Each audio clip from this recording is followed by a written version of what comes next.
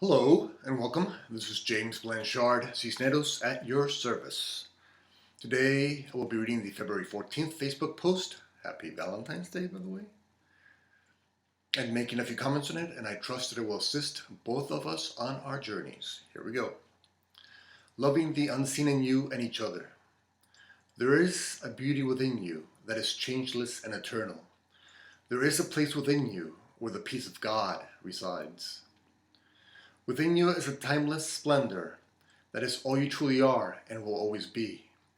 This beauty will never fade away or yield to the hands of time. Its majesty will gaze into the mirror, see past all the ego's stories, and observe the daughter and son of creation looking back. It is the unseen in all of us that truly unites us. It is the unseen in us where the springs of hope, joy, and love reside. There is nothing you could truly ever wish for yourself that does not already reside within you.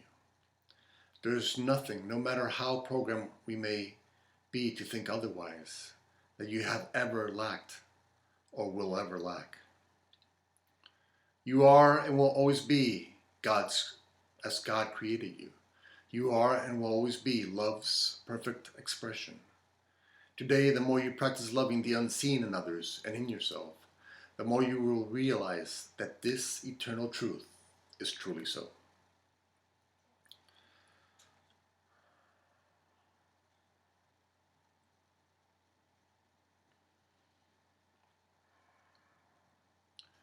For us to truly feel the fullness of self-love, we must love everyone.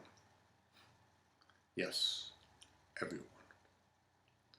For you see, we are all one, and so we cannot withhold love from parts of ourselves and still feel the expression of fully loving ourselves. To fully love ourselves, we must daily practice forgiveness over judgment, peace over anger, compassion over condemnation, hope over hopelessness, trust over worry and stress. There are many ways we can do this practice. Let me mention 4 to keep the video somewhat manageable in time. First, let us not be judgmental of other people's journeys. We are all one. We are one with God. Our highest self and God created our individualized sacred journey.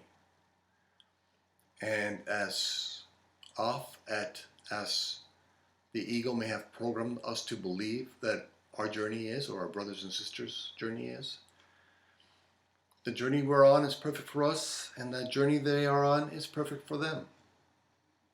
Yes, the ego would say otherwise. Yes, the ego would insist on judgment. But it does that simply to defend its thought system.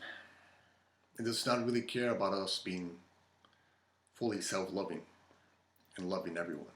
That's not how the ego survives. The ego survives through separation, through judgment, through anger, resentment, pain.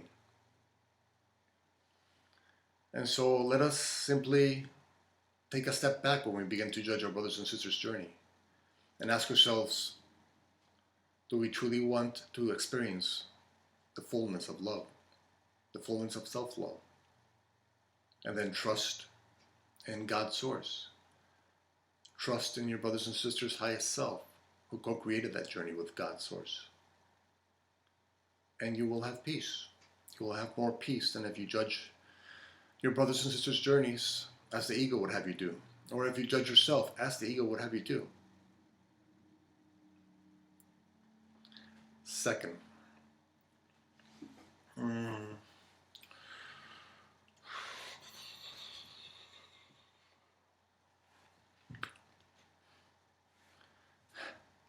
practice forgiveness.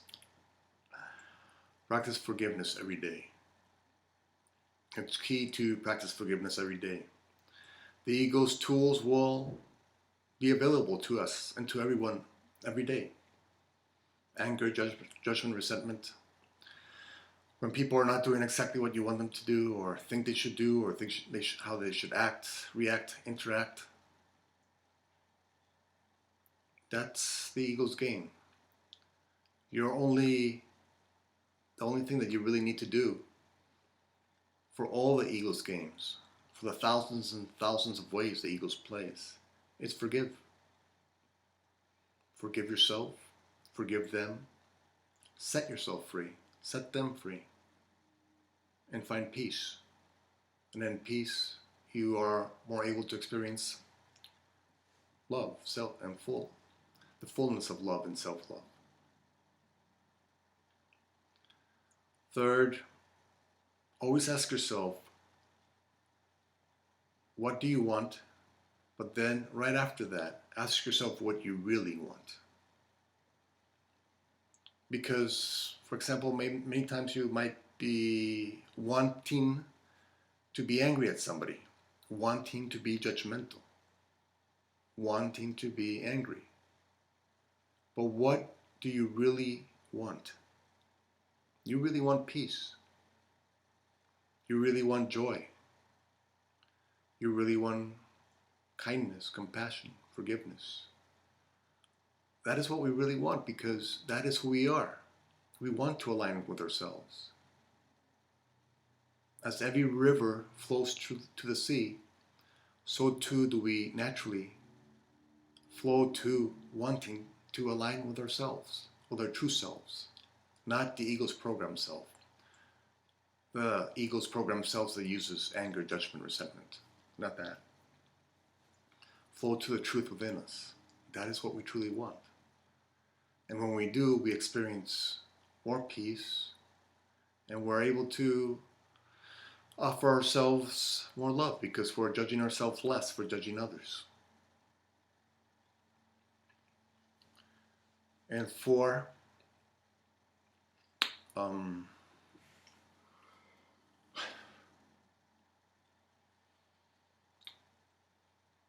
pay attention to how you speak to yourself. It is so key to pay attention to what we're saying to ourselves. Not necessarily out loud, but internally. How often are we judging ourselves? How often are we putting ourselves down? There's no bigger critic of ourselves than ourselves.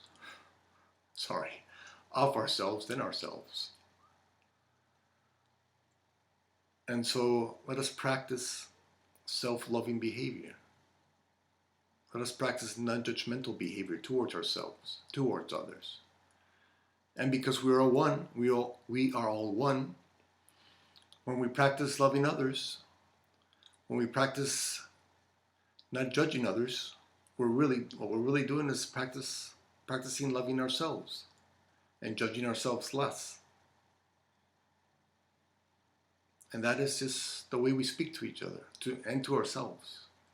Just pay attention to how you speak to yourself, how you criticize yourself.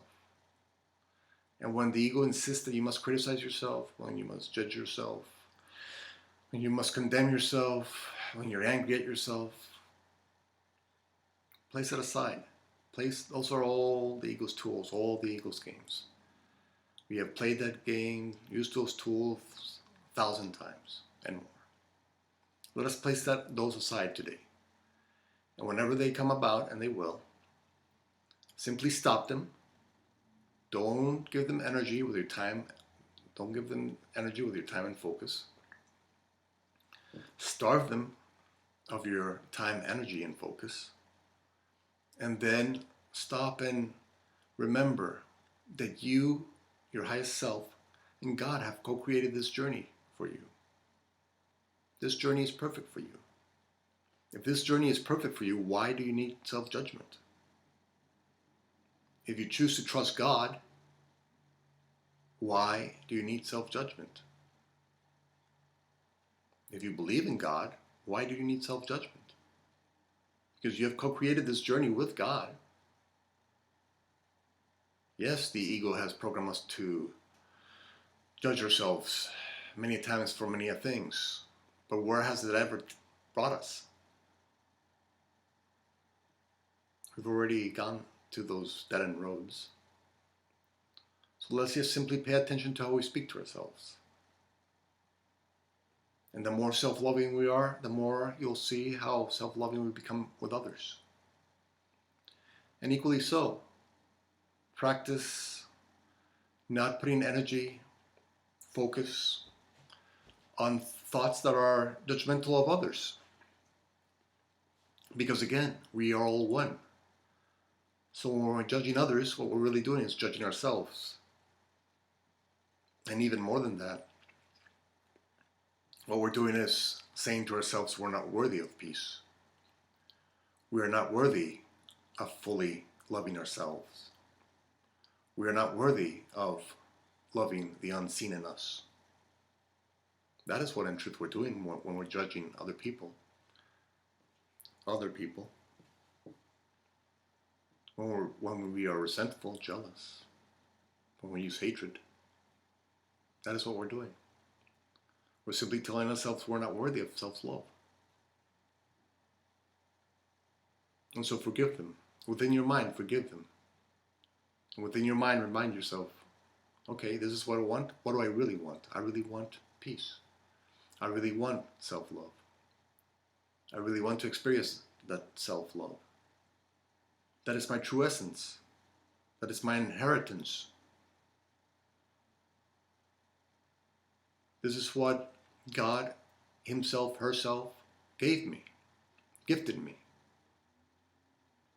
Why not accept what God has gifted you?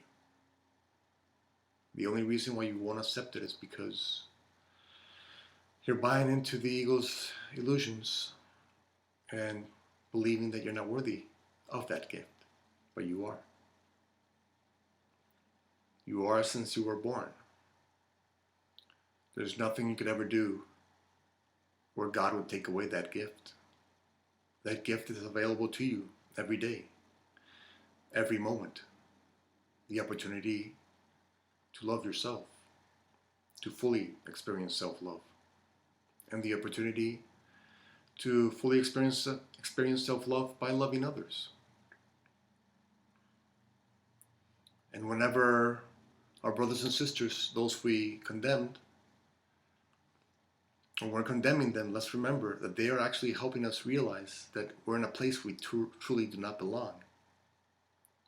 For when we condemn them, they are being of service to us, showing us that we believe in condemnation more than compassion, that we believe in judgment more than forgiveness, that we worry and stress out instead of trusting God, trusting that the journey is perfect. Their journey is perfect. Your journey is perfect. My journey is perfect. It does not matter how the ego has defined what a journey should look like. That's a lie. That's the ego's little fairy tale. Close that book on that fairy tale. We've read it many times before. It has never brought us true peace, true everlasting peace. It has never helped us feel full self-love and love of others. It has never done that for us. So let's simply accept God's gifts. It is right before us. It is in the present moment. The present moment holds only love. And it holds only love for you. And through your brothers and sisters, you can realize that this is so. So what else but gratitude would you have for them? They're part of a process that is helping you remember that you're worthy of peace, that you're worthy of true everlasting peace, of the fullness of love, of experiencing that love.